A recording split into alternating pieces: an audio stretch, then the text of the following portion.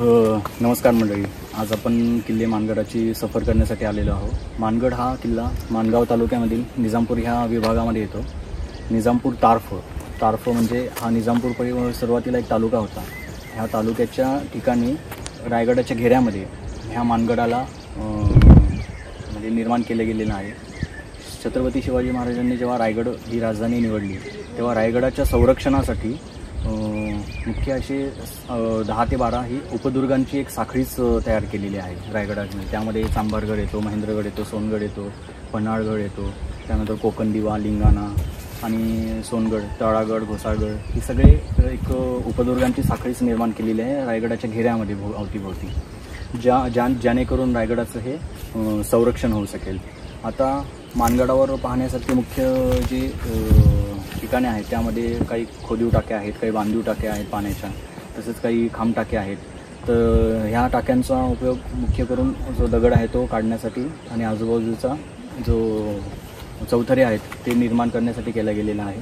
तसेच मानगडाला एक चांगला प्रशस्त असा महादरवाजा देखील आहे जो गोमुखी बांधणीचा आहे आणि महादरवाजाजवळ एक मत्स्यकमळ शिल्प आपल्याला बघायला भेटतं आहे। त्या कमळाचा अर्थ काय सर?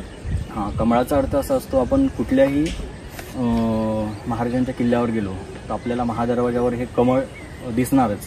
आता कमळ का दिसतो? कमळ कोरण्याचं जे प्रतीक आहे हे कमळ हे देवितांचं वाहन आहे, म्हणजे सरस्वती किंवा लक्ष्मी दोघींच्या वाहन जे आहे ते कमळ आहे।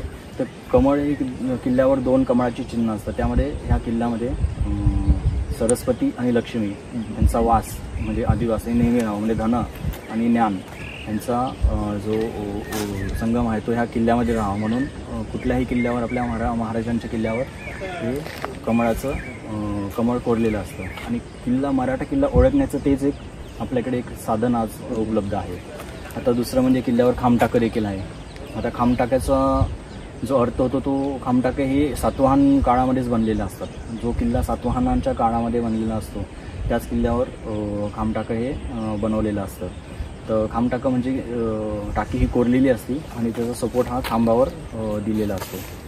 दुसरा म्हणजे मानगडाचं जे तुम्ही ठिकाण जे आज बघत आहात, तर मानगडाच्या जो हा पूर्ण परिसर जो आहे तो हा रायगडाच्या घेऱ्यामध्ये होतो। आता जेव्हा मिर्झाराजा जयसिंगांसोबत महाराजांचा जो तह झाला होता, पुरंदरचा तह, ह्या तहामध्ये महाराजांनी स्वराज्यातील महत्त्वाचे असे 23 किल्ले दिलेले होते। त्यापैकी 23 किल्ल्यापैकी एक हा मानगड किल्ला होता। म्हणजे त्या किल्ल्याच्या ह्या किल्ल्याचं तुम्ही महत्त्व असं ओळखू शकता, जो तहामध्ये दिला गेला होता, जो खुद्द औरंगजेबाने महाराजांकडून तहामध्ये मागून घेतलेला होता, जेणेकरून इथून रायगड फार म्हणजे फार जवळ आहे। धन्यवाद।